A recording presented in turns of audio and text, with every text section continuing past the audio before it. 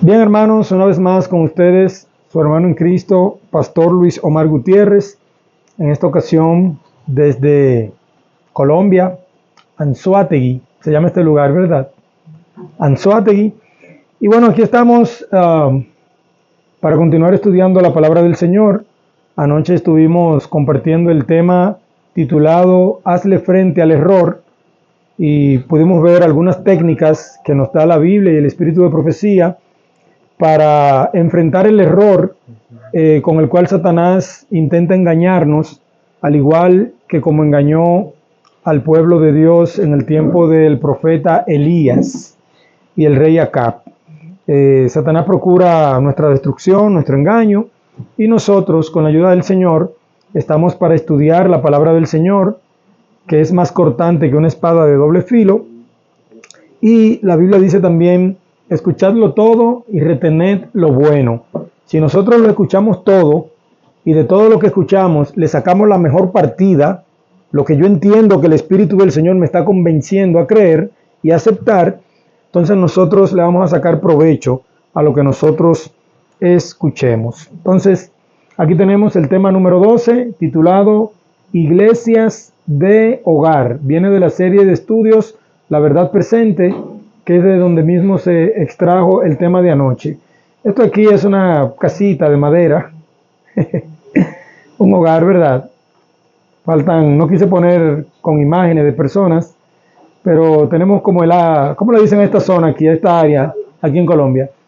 La sala. Así decimos allá en República Dominicana.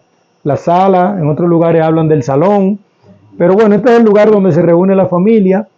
Y en este lugar específicamente, o en una terraza, o en el patio de la casa, en cualquier lugar que tenga que ver con su hogar, ¿verdad? Se puede alabar y glorificar el nombre de nuestro Creador. Vamos a ver cómo dice en la Biblia la palabra de Dios, Mateo 18:20. Vamos a ver cómo dice Mateo 18:20. Hay un texto muy importante allí. Qué bueno que nosotros le prestemos atención y de esa manera podamos comprender mejor lo que vamos a explicar en esta noche. Mateo 18:20 dice: porque donde están 2 o 3 congregados en mi nombre, allí estoy yo en medio de ellos. Esto lo dijo nuestro Maestro, el Señor Jesucristo. Porque donde están 2 o 3, ¿cuántos? ¿Cuántos tienen que haber? 2 o 3 congregados en mi nombre, allí estoy yo en medio de ellos. ¿Qué se necesita para que haya iglesia de hogar? Se necesita que haya personas dentro del hogar, o sea que, por ejemplo, este es un hogar y nos invitaron hoy y venimos nosotros a este hogar donde se está llevando estos temas. Exacto. Entonces, el hogar se vuelve una iglesia. Exacto. Entonces, ¿qué se necesita para que haya iglesia de hogar? Se necesita que hayan 2 o 3. Con 2 o 3 que haya, ya hay iglesia de hogar. Ahora bien, hay otras características que deben darse para que también haya iglesia de hogar. La primera característica es que sean 2 o 3. Si hay uno, no hay iglesia de hogar. ¿Por qué? Porque uno es un misionero, uno es uno. Ahora, cuando ya hay 2, ya hay iglesia de hogar. Ya Cristo está en medio de ellos. ¿Qué se necesita para que una iglesia sea aprobada? Que Cristo esté en medio de ella. Ahora, ¿cuántos miembros debe tener esa iglesia? ¿A partir de cuánto deben ser los miembros de esa iglesia? De 2 o 3. Eso es bueno que cada adventista del séptimo día pueda comprenderlo. No se necesita una multitud para que haya iglesia. Con haber 2 o 3 ya hay iglesia. En este caso, iglesia de hogar. Se necesitan 2 elementos más. para que haya iglesia, y lo vamos a ver dentro del tema. Vamos a esperar que el proyector vaya subiendo.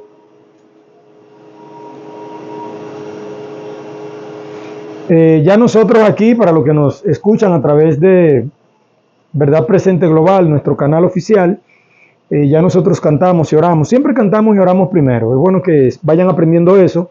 Siempre cantamos detrás de cámara, o sea, antes de comenzar a grabar, siempre cantamos, siempre oramos, siempre estudiamos la lectura bíblica y luego lo hacemos una vez más ya, por lo menos la lectura bíblica, para que conste a partir de donde continúa el tema. Estuvimos cantando el himno 510.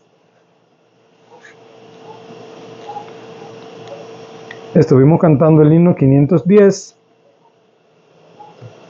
y nuestra lectura bíblica está en Primera de Corintios, capítulo 16, versículo 19. ¿Cómo dice allí? Dice: las iglesias de Asia os saludan. Aquila y Priscila, ¿con qué? ¿Qué dice aquí? Con la iglesia que está ¿dónde? En su casa. Os saludan mucho en el Señor. ¿Son bíblicas las iglesias de hogar? ¿Están en la Biblia las iglesias de hogar? Primero de Corintios 16, 19. Las iglesias de Asia. Fíjese que Asia es un continente en donde está China, en donde está India, donde hay otros países. Las iglesias de Asia os saludan. Aquila y Priscila, con la iglesia que está en su casa, os saludan mucho en el Señor. ¿Qué había en la casa de Aquila y de Priscila? ¿Quiénes eran Aquila y Priscila? ¿Ustedes recuerdan alguno de ustedes? ¿Quiénes eran Aquila y Priscila? Ellos eran una pareja de esposos que hacían el mismo oficio que tenía el apóstol. Exacto. Ellos hacían tienda igual que Pablo. Exacto, aceptaron el evangelio. ¿Y qué hicieron inmediatamente? Una iglesia en el hogar. Formaron una iglesia en el hogar, hermanos. No podemos tener miedo para decirlo. Formaron una iglesia en el hogar. La iglesia primitiva se formó con iglesias en hogares. La iglesia primitiva no tenía una asociación central. La iglesia primitiva no tenía una conferencia. La iglesia primitiva solamente contaba con los discípulos. Estos discípulos se reunieron en Jerusalén e hicieron un concilio. Esa reunión fue un concilio y allí se determinó que un grupo de los hermanos iba a ir a los gentiles y otro grupo iba a ir a los judíos. Ahora, no había nada, no había templo, no había dinero. Lo único que había era fe, hermanos. ¿Qué es lo que se necesita para que haya una iglesia de hogar? Fe en el Señor Jesucristo. Lo único que había era fe. Eran 2 o 3 en cada lugar y tenían fe. Con esa fe arrancaron. Entonces, ¿cómo comenzaron? Aquila y Priscila con la iglesia que está en su casa. Aquila y Priscila tenían una iglesia en su casa y alababan el nombre del Señor en su casa. ¿Estaba Cristo en medio de la iglesia de Aquila y Priscila? ¿Qué ustedes creen? ¿Cuánto se necesita para que Cristo esté en medio de una iglesia? 2 o 3, y Aquila y Priscila eran 2. Con los que se sumaban, con los que se unían, con los que visitaban, había más de 2 o 3 allí en la iglesia de Aquila y Priscila. No me está funcionando, amigos. ¿Qué pasa aquí? Vamos a ver.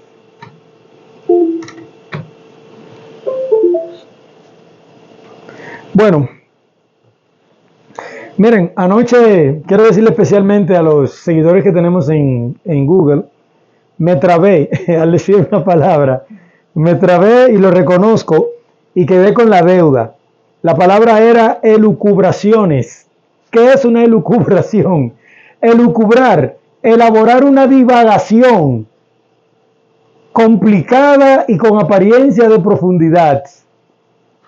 Imaginar sin mucho fundamento, usado también como intransitivo. O sea, que es una elucubración. Es como un pensamiento vano que usted hace. Es como un invento que usted hace en su mente. Es una imaginación que hay en su mente. Es algo que no se apega a la realidad. Es algo que usted no puede comprobar. En ese contexto, citábamos anoche la palabra elucubrar. Ahora, elucubraciones, acción y efecto de elucubrar. ¿Qué son elucubraciones? Imaginar sin mucho fundamento. Usted se imagina una persona imaginando sin mucho fundamento. Usted se imagina una persona elaborando una divagación. ¿Y tú cómo estás, muchacho? Estoy divagando, aquí no encuentro qué hacer. Una divagación es algo que no es concreto, que no es firme. Elucubrar, elaborar una divagación complicada y con apariencia de profundidad. Miren, hermanos, quedé con esta deuda anoche. Yo le dije la página 109 del Deseado de todas las gentes. Me trabé también. Era la página 198. Con relación a si Cristo se fue de Israel o de Jerusalén o no se fue. Deseado de todas las gentes, capítulo 23. El reino de Dios está cerca. Página 198.4. El Sanedrín había rechazado el mensaje de Cristo. ¿Quién había rechazado el mensaje de Cristo? Ahora una pregunta, ¿quiénes eran el Sanedrín? Los líderes. ¿Qué era el Sanedrín? El Sanedrín era la conferencia general, el Sanedrín era el episcopado, el Sanedrín era el concilio, el Sanedrín era el dueño de la fe en el tiempo de Cristo. Fe tenía a quien el Sanedrín le daba fe y fe no tenía a quien el Sanedrín le quitaba la fe. El Sanedrín lo era todo.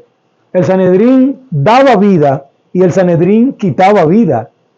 Si no es así, ¿quién le quitó la vida a nuestro Señor Jesucristo? ¿Quién dijo crucifícale, crucifícale? Fue el Sanedrín. El Sanedrín había rechazado el mensaje de Cristo. La iglesia organizada del tiempo de Cristo había rechazado el mensaje de Cristo. Y procuraba su muerte. Por tanto, Jesús se apartó ¿de dónde?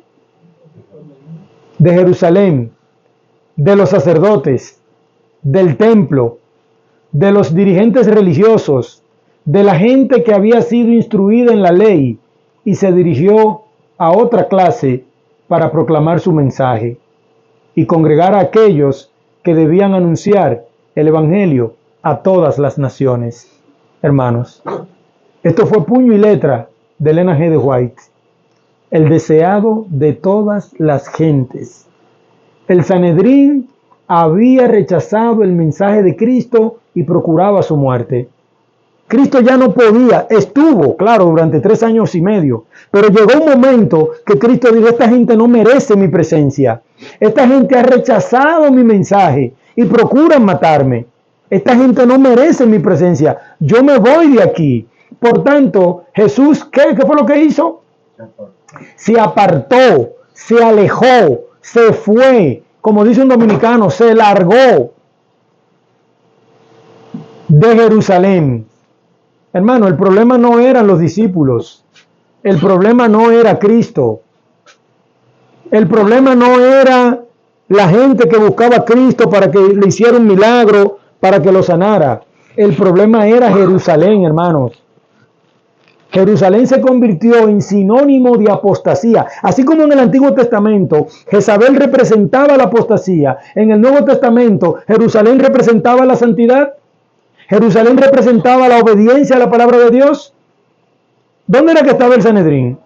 Jerusalén representaba la apostasía. Jerusalén representaba el rechazo a la palabra de Dios. Jesús se apartó de Jerusalén. Estaba el templo, ahí estaba el Sanedrín. Ahí estaba el templo. Era la casa matriz. Gloria a Dios, hermano. Ahí estaba el templo. Ahí estaban los sacerdotes. Ahí estaban los escribas. Ahí estaban los fariseos. Ahí estaba el dinero. Ahí estaba el comercio. Ahí estaba la metrópoli del pueblo de Dios. ¿Qué hizo Cristo con esa metrópoli? Jesús se apartó de Jerusalén, de los sacerdotes. Jesús se largó del lado de los sacerdotes. Hermanos, de alguna manera tendremos que entenderlo. Cristo se fue del lado de estos canallas de la fe, de estos hombres que rechazaron el evangelio. Cristo le dio le quitó la oportunidad de estar a su lado. Mira que en la Biblia no hay un caso de que alguien haya muerto al lado de Cristo. ¿Cristo era qué? ¿Qué es lo que dice Primera de Juan? ¿Y qué es lo que dice San Juan 17? Juan capítulo 1 y San Juan 17. Cristo era la vida eterna. En Cristo había vida. No podía nadie morir en la presencia de Cristo. La vida ya no le dio la oportunidad a los sacerdotes de permanecer al lado de ellos. Cristo se largó, se retiró, se fue, se apartó del lado de los sacerdotes.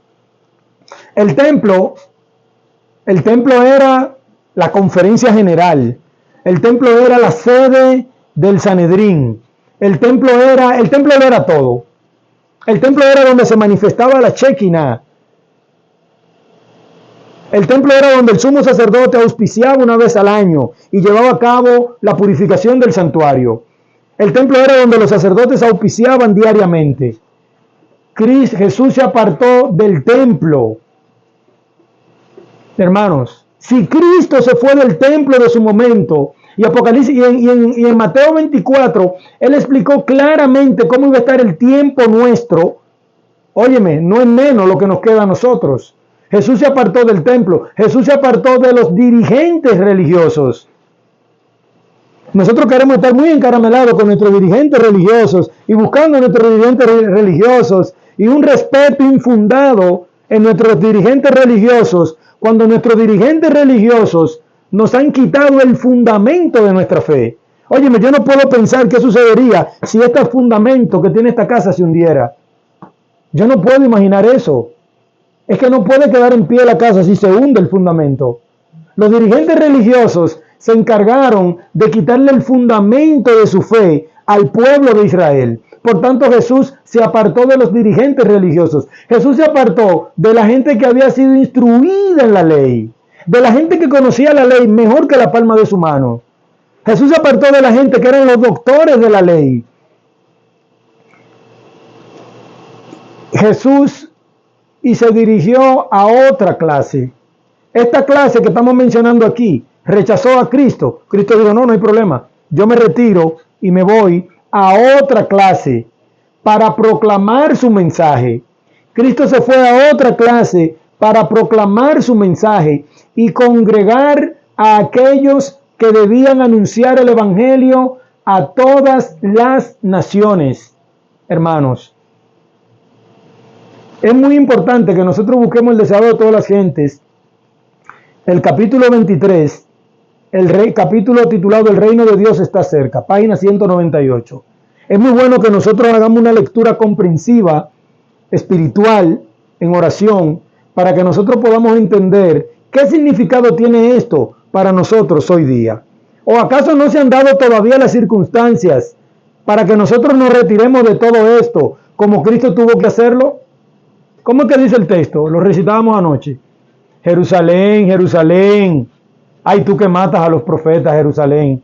¿Cuántas veces yo quise juntarte bajo mis alas como la gallina junta a su polluelo bajo sus alas? Pero ¿qué pasa? Que Jerusalén estaba en apostasía. Jerusalén no estaba en Cristo. Si Jerusalén hubiera estado en Cristo, ¿qué hubiera hecho Jerusalén con Cristo? Lo hubieran aceptado. Lo hubieran aceptado.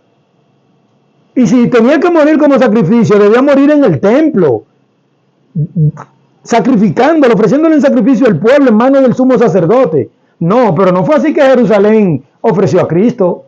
Jerusalén juzgó a Cristo, acusó a Cristo, juzgó a Cristo, condenó a Cristo injustamente, sin pruebas, con calumnias, con falsedades, azotó a Cristo, golpeó a Cristo, masacró a Cristo.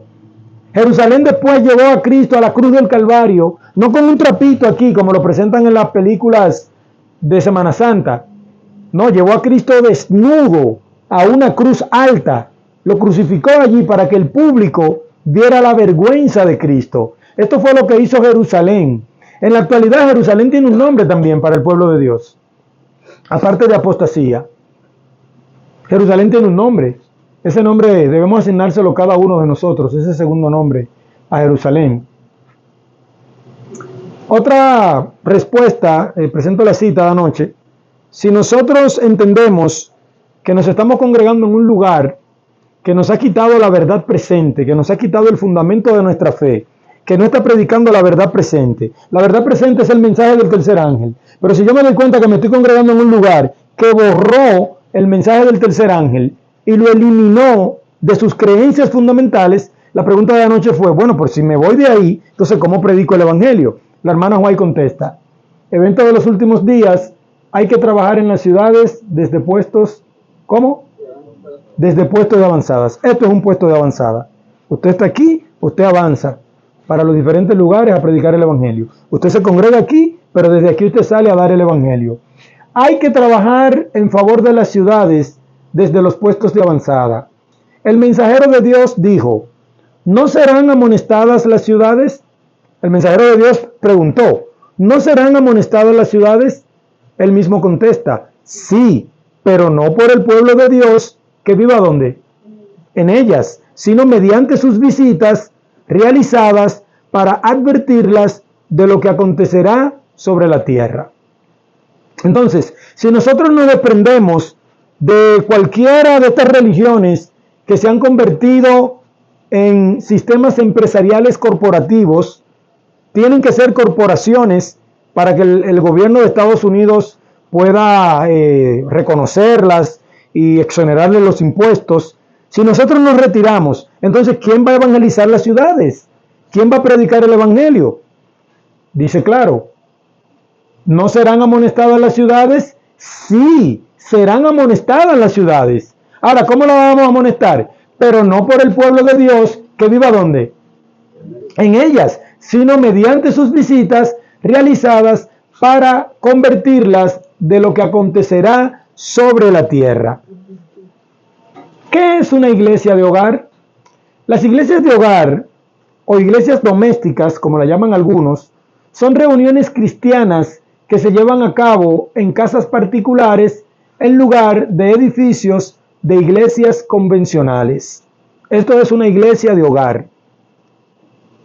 Son reuniones cristianas que se llevan a cabo en casas particulares en lugar de en edificios de iglesias convencionales. La Biblia menciona estas reuniones en varios versículos, destacando la importancia de la comunidad y el discipulado en el hogar. O sea, la iglesia de hogar está para penetrar en la comunidad, está para penetrar en el barrio. La iglesia de hogar está para penetrar en la colonia. La iglesia de hogar está para penetrar en el pueblo que nos rodea. Ventajas de las iglesias de hogar. Reunirse en iglesias de hogar permite llegar a personas que quizás no se sentirían cómodas en un entorno de iglesia más formal o grande. O sea, usted invita a una gente para la iglesia y la gente fácilmente te rechaza porque ya tiene una cierta aversión, un cierto rechazo entre lo eclesiástico y su vida. Ahora, cuando tú le invitas a tu casa, a tu hogar, y tú le dices, mira, yo quiero compartir la palabra de Dios contigo, la gente tiende a ser más susceptible a aceptar la invitación, porque tú no le estás invitando a un monstruo religioso, a un emporio religioso, sino simplemente a tu humilde hogar. La gente lo ve como un acto de cortesía. Las iglesias de hogar son lugares de adoración y crecimiento espiritual. ¿Para qué se reúnen 2 o 3 en el nombre de Cristo? Para adorar, para estudiar la Biblia, para orar, para crecer espiritualmente. En Romanos 16:5 dice, saludad también a la iglesia de su casa. Habría que leer ya un poquito más para atrás para entender el contexto, pero dice el apóstol Pablo, saludad también a la iglesia de su casa. Saludad a Epeneto, amado mío, que es el primer fruto de Acaya para Cristo. Entonces, preguntamos, ¿son bíblicas las iglesias de hogar? ¿Las iglesias en los hogares son bíblicas? Yo pregunto ahora mismo, ¿qué usted cree? ¿Esto es una iglesia aquí? ¿Por qué? Porque hay simplemente más de 2 o 3. ¿Reunidos en nombre de quién? ¿Reunidos en nombre de Baal o en nombre de Cristo? En nombre de Cristo. Entonces, si hay 2 o 3 reunidos en nombre de Cristo, Cristo dice, allí estaré yo en medio de ellos. Colosenses 4:16.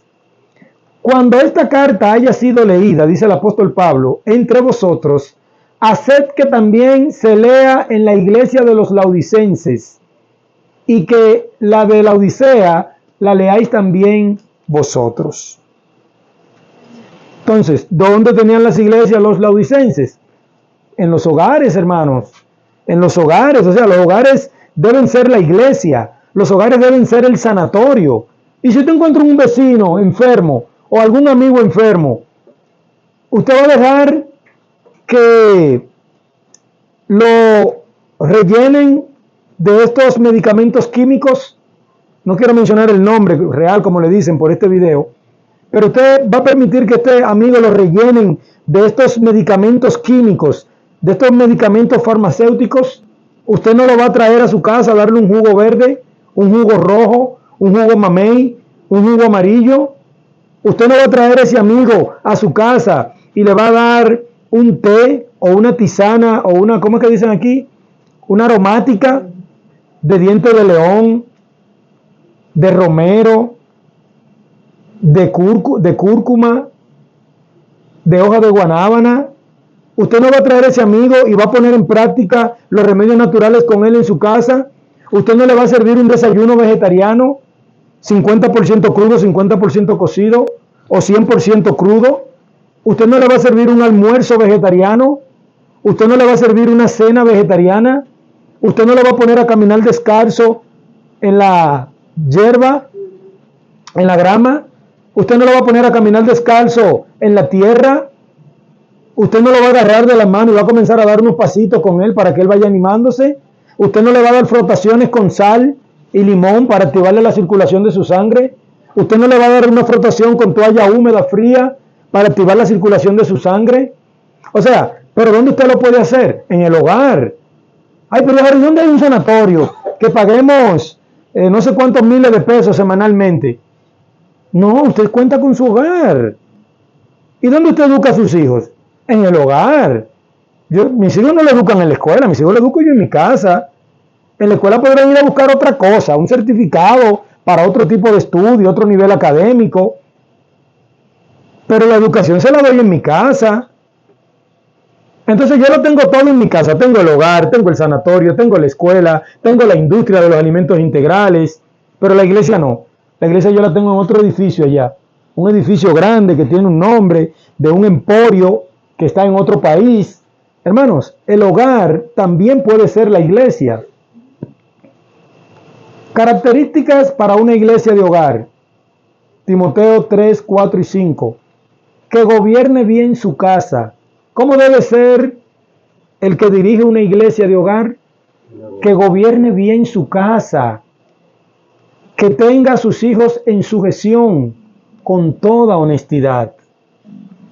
Pues el que no sabe gobernar su propia casa, ¿cómo cuidará de la iglesia de Dios? Entonces, ¿qué tenemos que hacer? Ponernos de acuerdo con la esposa, ponernos de acuerdo con los hijos, unirnos a Cristo, entregarnos a Cristo para poder tener un hogar favorable, como vamos a ver más adelante, un hogar cristiano, un hogar espiritual, que puedan venir las almas, puedan recibir pan de vida, hermanos. Hermanos, ahí nos dice primera de Luis Omar 3, 4 y 5. Ahí dice primera de Timoteo 3, 4 y 5. Aquí dice Colosenses 4, 16. Aquí dice Romanos 16, 5. Este libro no lo escribí yo. Este libro lo escribió Elena G. de White. Entonces, esto es evangélico. Esto nosotros le decimos espíritu de profecía. Esto es Biblia. El hogar cristiano, capítulo 1, la atmósfera del hogar. ¿Cómo debe ser el hogar que va a acoger una iglesia, que va a recibir a los hermanos? La presencia de Cristo hace que el hogar, ¿cómo lo convierte la presencia de Cristo?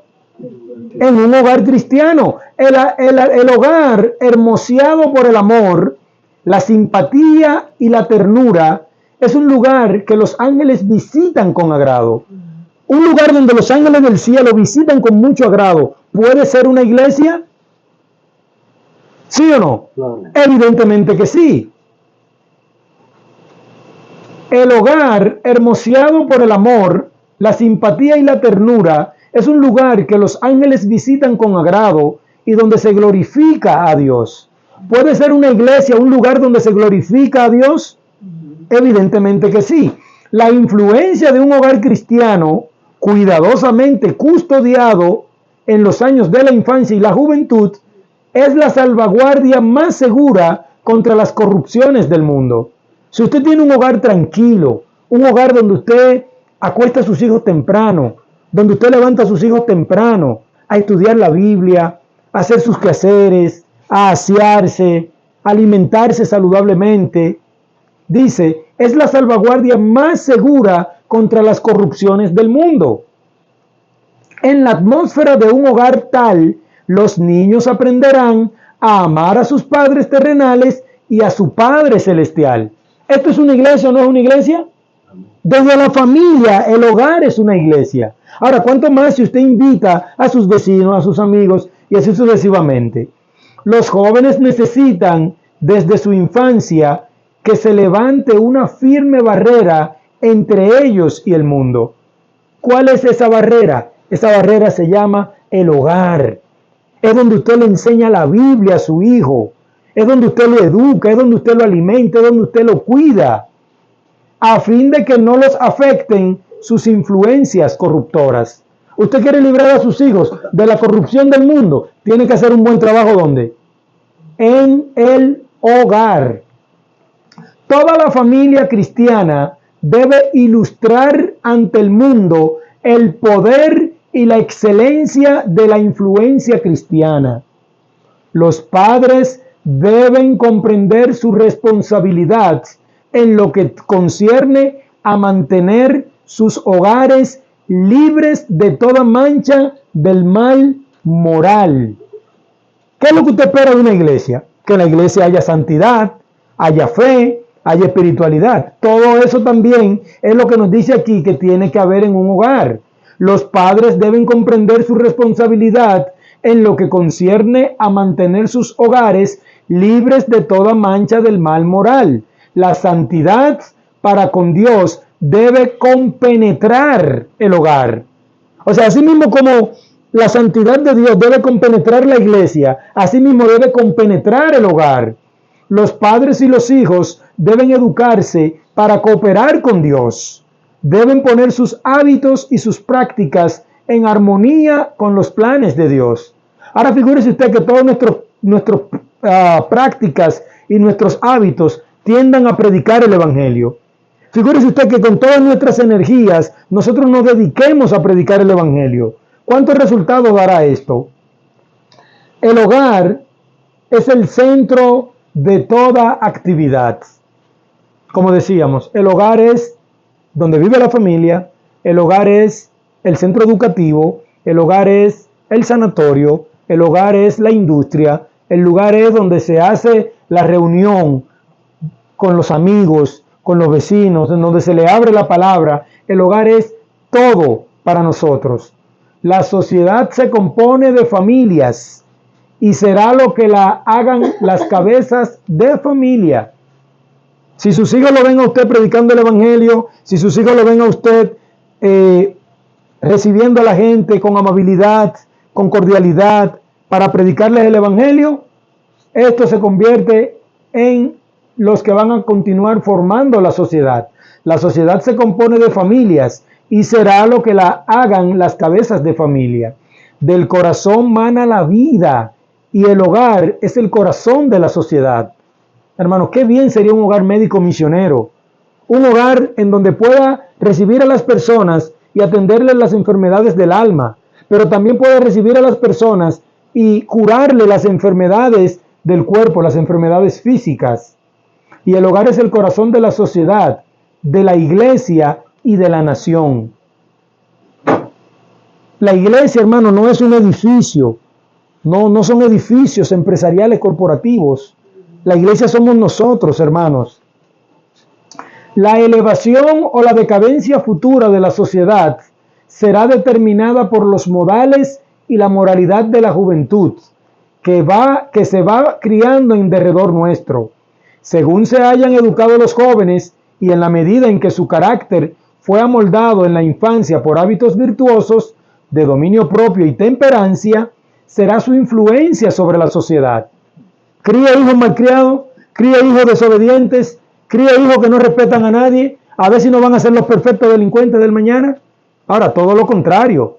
Cuando su hijo está aprendiendo a tocar un instrumento, cuando su hijo está ocupado en las cosas del Señor, como están estos jóvenes, cuando su niño está aprendiendo un idioma, cuando su niño es eficiente haciendo sus clases, cuando su niño es activo en los quehaceres del hogar, usted está preparando un niño que será un joven, un adulto, y será una bendición para el hogar. A mí me llena de mucha satisfacción, y que Dios bendiga a mi hijo Daniel, cuando yo veo que Daniel sale a buscar estudios bíblicos. Cuando yo veo que mi hijo con 16 años decidió, desde hace ya varios años, entregarle su vida a Cristo, y él puede invitar a su mamá. O sea, en vez de la mamá invitarlo a él puede invitar a su mamá: mami, ven para que me acompañe a dar un estudio bíblico que conseguí. Pero cuando a esa vecina se le daña el tubo del agua, mi hijo coge la herramienta de plomero que tenemos, la caja de plomero, y va, como yo le enseñé, de balde. Yo enseñé a mis hijos a trabajar de balde. Coja la caja de plomero y vaya y arréglele el agua a la vecina, desinteresadamente. Si ella compra las piezas, bien, pero si no las tiene y están en la caja, úsela de la caja. Es una satisfacción para mí ver a mi hijo predicando el Evangelio y buscando estudios bíblicos. Le doy gracias a Dios por eso. La elevación a la decadencia futura de la sociedad será determinada por los modales y la moralidad de la juventud, que se va criando en derredor nuestro, según se hayan educado los jóvenes y en la medida en que su carácter fue amoldado en la infancia por hábitos virtuosos, de dominio propio y temperancia, será su influencia sobre la sociedad.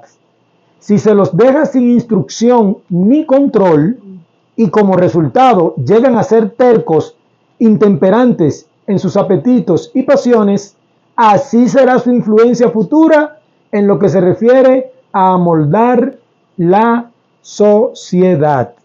Las compañías que frecuentan los jóvenes ahora, los hábitos que adquieran y los principios que adopten indican cuál será el estado de la sociedad durante los años venideros.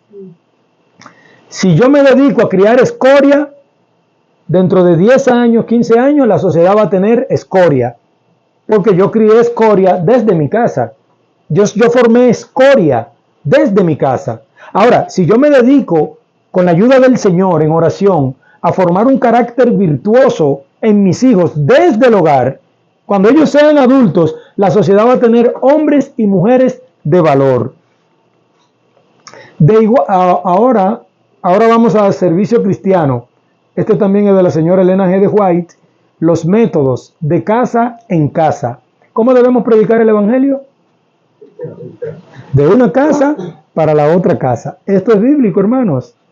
La predicación del evangelio de casa en casa, casa por casa, de mi casa para la otra casa, es bíblico. De igual importancia que los esfuerzos públicos especiales es la obra que se realiza de casa en casa.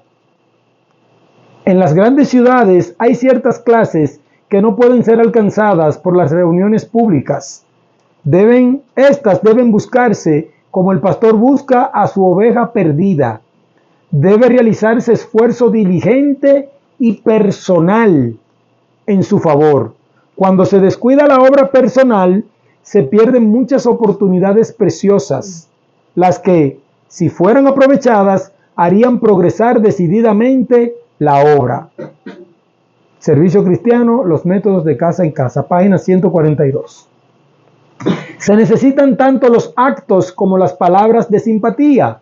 Cristo hizo proceder la presentación de su mensaje por actos de amor y benevolencia. Vayan estos obreros, ¿para dónde van? De casa en casa, ayudando donde haga falta.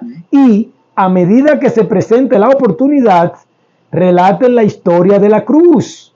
Cristo ha de ser su texto. ¿Cuál es el texto de la iglesia de hogar? Cristo. No necesitan espaciarse en temas doctrinales. Hablen ellos de la obra y el sacrificio de Cristo. Aférrense a su justicia y revelen en su vida su pureza. Dios no hace acepción de personas. Él empleará a los cristianos humildes y devotos, cristianos que no son licenciados en teología, que no tienen un doctorado en teología, cristianos que se han dedicado a estudiar la Biblia en oración cada día, a hacer un culto en la mañana, un culto en la tarde, a congregarse, no dejando de congregarse, como algunos tienen por costumbre, como dice Hebreos 10:25, hermanos, no dejando de congregarse. Pero bueno, pero si me retiro del sistema empresarial corporativo, ¿a dónde me congrego? Bueno, no dejes de congregarte. Aplica Mateo 18:20, donde hayan 2 o 3 reunidos en mi nombre, no en cualquier lugar. Donde se esté reunido en nombre de Cristo, allí podemos nosotros congregarnos. Dedíquense los tales a servirle, trabajando de casa en casa, sentados al lado del hogar, pueden, si son humildes, discretos y piadosos, hacer más de lo que podría ser un ministro ordenado para satisfacer las necesidades reales de la familia. Hermano, el trabajo no es del ministro ordenado. El ministro, bueno, usted le ordenó su empresa, usted tiene que tirar para adelante con su empresa. Ahora, yo como discípulo de Cristo tengo una misión que llevar a cabo. Aquellos que se ocupan en la obra de casa en casa hallarán oportunidades para servir de muchas maneras. Han de orar por los enfermos. Usted llega a una casa y hay un enfermo, ¿qué usted va a hacer?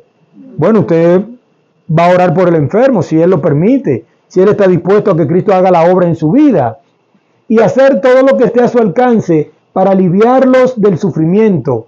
Han de trabajar entre los humildes, los pobres y los oprimidos. Deben orar por y con los desvalidos que no tienen fuerza de voluntad para gobernar los apetitos que la pasión ha degradado. Debe hacerse un esfuerzo ferviente y perseverante para lograr la salvación de aquellos en cuyo corazón se ha despertado el interés.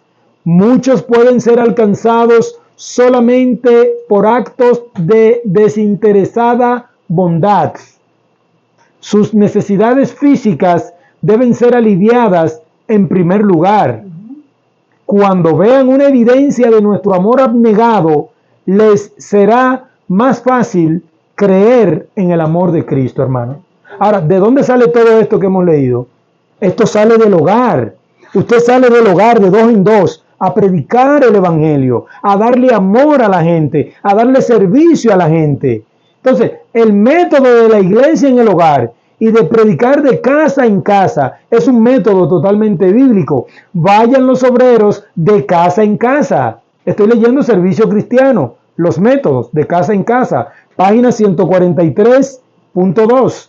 Vayan los obreros de casa en casa, abriendo la Biblia a la gente, haciendo circular las publicaciones, hablando a otros de la luz que ha bendecido sus propias almas. Nuestro Salvador iba de casa en casa. ¿Cómo iba nuestro Salvador?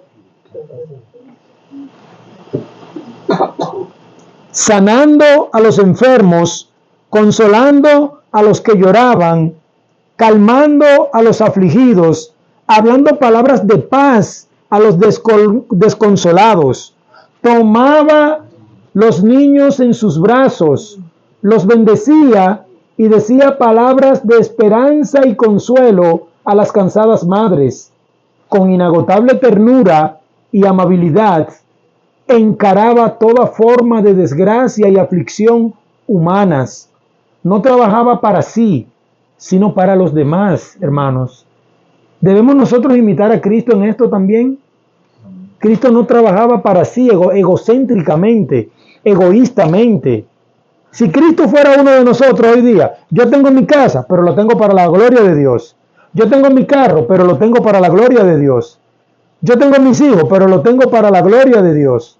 Usted necesita una ayuda, no, yo tengo mi equipo, mi esposo, mis hijos y yo, vamos a ayudar a ese vecino que necesita ayuda. ¿Y cuánto le debemos? No, usted no nos debe nada. Nosotros vinimos aquí en el nombre de Cristo. ¿Hay algún estudio bíblico que valga más que eso? No hay un estudio bíblico que sirva más que el servicio. Dice el hermano Juan que Cristo se dedicó más a trabajar, a hacer milagros, que a teorizar, a sanar que a predicar. Cristo se dedicó a la obra práctica. Dedicó más tiempo a la obra práctica que a la obra teórica. Usted puede contar los sermones que dio públicamente, según la Biblia lo revela. Pero los milagros, dice Juan, que no cabrían los libros en el mundo. De tantos milagros y tantas obras de bien que Cristo hizo. No trabajaba para sí, sino para los demás. Era siervo de todos. ¿Siervo yo? ¿De fulano? No, a mí hay que servirme. Era siervo de todos. Es cierto que la Biblia dice que debemos ser cabeza y no cola. Pero lo dice en el sentido de que Satanás no se burla de nosotros. De que Satanás no nos pisotea a nosotros. ¿Entiendes? Ahora, aún siendo cabeza y no cola, dice aquí, nosotros debemos ser siervos. Cristo era siervo de todo. ¿Qué es lo que hace un siervo? ¿Qué es lo que hace?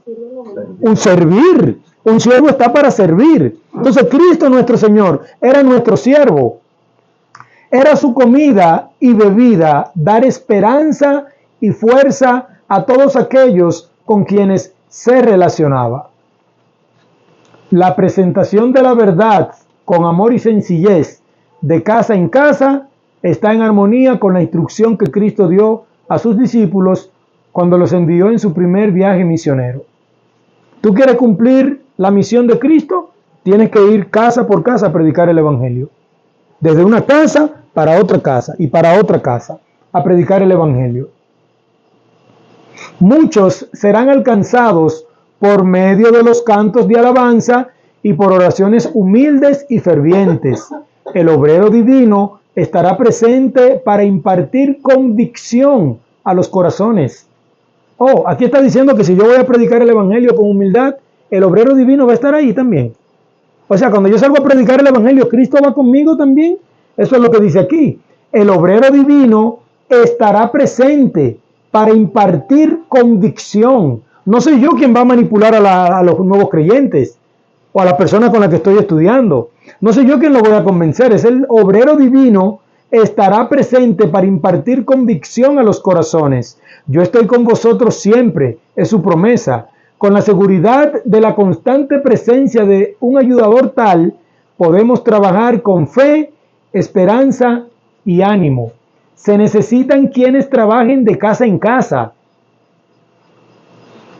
El Señor pide que se hagan esfuerzos decididos en lugares donde la gente no conoce la verdad bíblica. Se necesita cantar. ¿Qué va a hacer usted cuando usted vaya a una casa a predicar el Evangelio? Se necesita cantar, orar y dar estudios bíblicos en los hogares de la gente. Hermano, esto es obra práctica. Esto no es teoría, esto no es el Día del Padre, el Día del Conquistador, el Día del Niño Adventista, el Día de la Mujer, el Día del Refugiado, el Día de la Televisión. Esto no es nada de esto, hermano. Esto es trabajo práctico. Se necesita cantar, orar y dar estudios bíblicos en los hogares de la gente. Ahora mismo es el momento de obedecer la comisión. ¿Cuál es la comisión? Enseñándoles que guarden todas las cosas que os he mandado. Los que hagan esta obra deben tener un conocimiento apropiado de las Escrituras. El escrito está, debe ser su arma de defensa. No lo que dijo fulanito y que fulanito dijo que estas son mis creencias. No, es el escrito está. Es lo que está basado en la palabra de Dios. Si yo creo que el mensaje del tercer ángel es la verdad presente para este tiempo, yo tengo que dar el tercer ángel. Pero entonces yo voy y gano una alma con el mensaje del tercer ángel. Pero tú sabes que esa alma que yo gané vino imbuida por el Espíritu Santo a la iglesia que yo pertenezco a predicar el mensaje del tercer ángel. Pero tú sabes que cuando se para en el púlpito, ¿cómo es que dice el mensaje del tercer ángel? ¿Me lo pueden leer por ahí? Apocalipsis 14, 9 al 12. Vamos a ver cómo es que dice el mensaje del tercer ángel. Para ver si ese creyente que yo voy a ganar con la verdad presente en mi iglesia, que está unida al Estado, que es una corporación empresarial, lo van a dejar predicar ese mensaje de verdad presente con el que yo lo gané. Porque se supone que si yo lo gané con la verdad presente, él lo que va a hacer es que va a duplicar. A gran voz. Exacto, él va a duplicar esa verdad presente. ¿Cómo dice el mensaje del tercer ángel? 14:9. Y el tercer ángel le siguió diciendo a gran voz, y alguno oró a la vez al de la imagen y recibió una marca en su frente o en su mano, Él también beberá el vino de la ira de Dios, que ha sido vaciado puro en el cáliz de su ira, y será atormentado con fuego y azufre delante de los santos ángeles del Cordero. Exacto. ¿Puedes repetirlo ahora con el micrófono para que quede más grabado, por favor? Apocalipsis 14:9. El tercer ángel le siguió diciendo a gran voz: si alguno adora a la bestia y a su imagen y recibe la marca en su frente o en su mano, él también beberá del vino de la ira de Dios, que ha sido vaciado puro en el cáliz de su ira, y será atormentado con fuego y azufre delante de los santos ángeles del Cordero. Y el humo de su tormento sube por los siglos de los siglos, y no tiene reposo de día ni de noche, los que adoran a la bestia y a su imagen, ni nadie que reciba la marca en su frente. Exacto, muchas gracias, hermano. Yo no me imagino un obrero o un nuevo creyente que yo gane predicándole la verdad presente, ese mensaje de ese tercer ángel, yo diciéndole que tiene que tener cuidado con la bestia.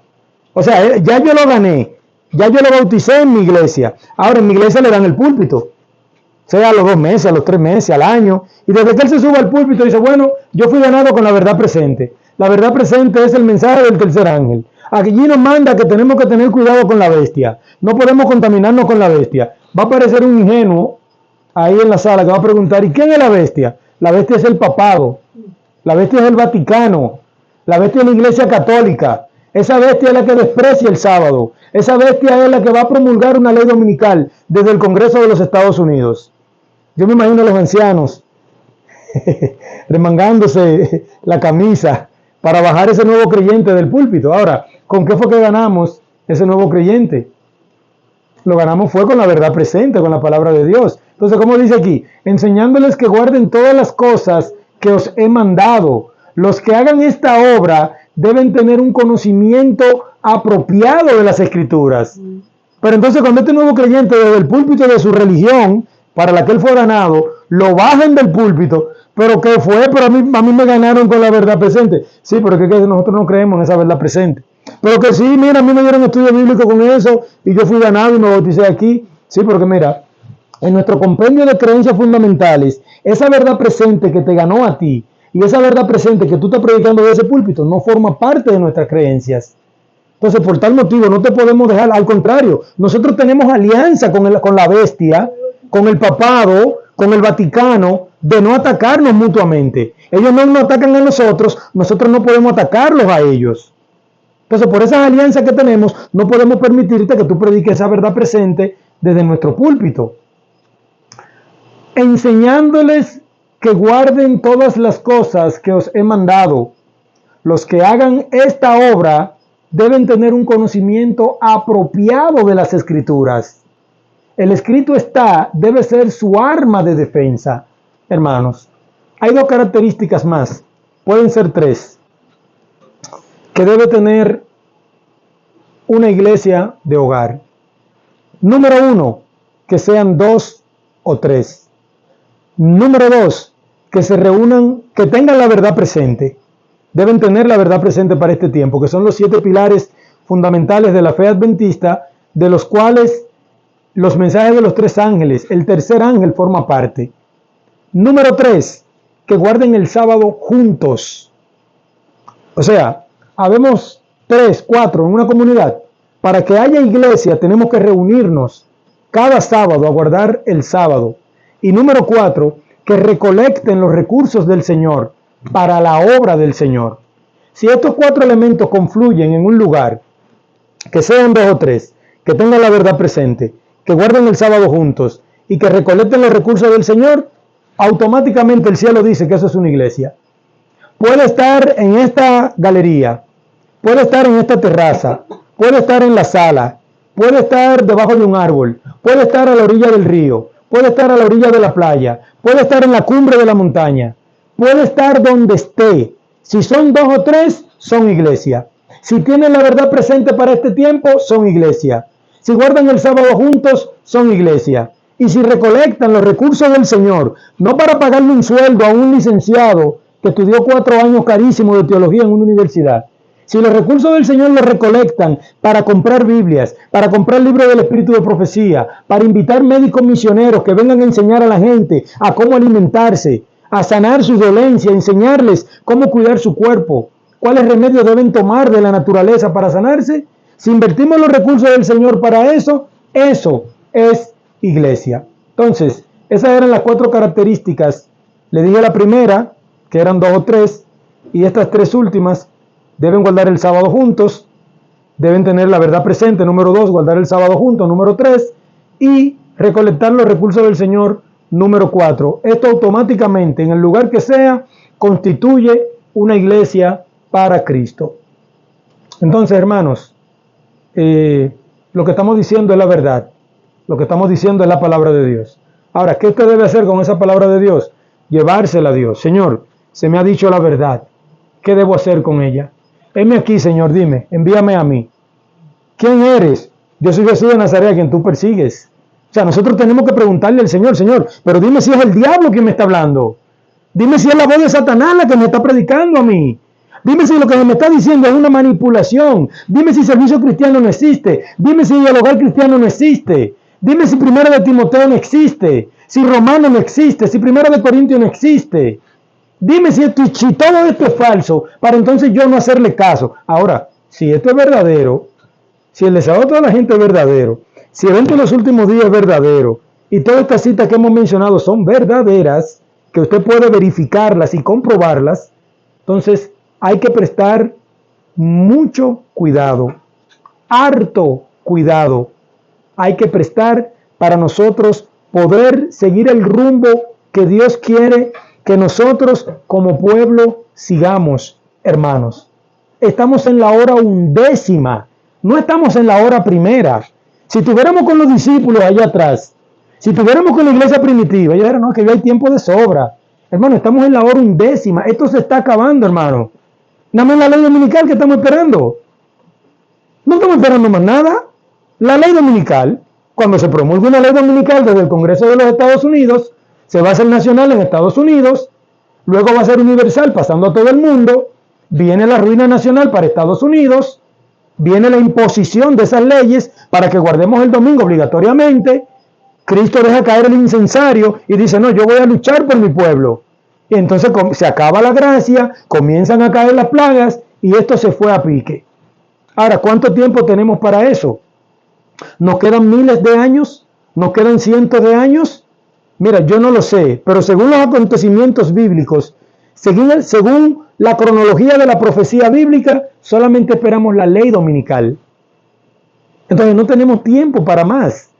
El tiempo que nos queda es para desatarnos a predicar el evangelio a toda nación, tribu, lengua y pueblo. Ahora, ¿qué le vamos a predicar a toda nación, tribu, lengua y pueblo? Le vamos a predicar la sagrada verdad presente que Dios nos dio para este tiempo. ¿Desde dónde la vamos a predicar? Óyeme, no va a ser desde grandes instituciones.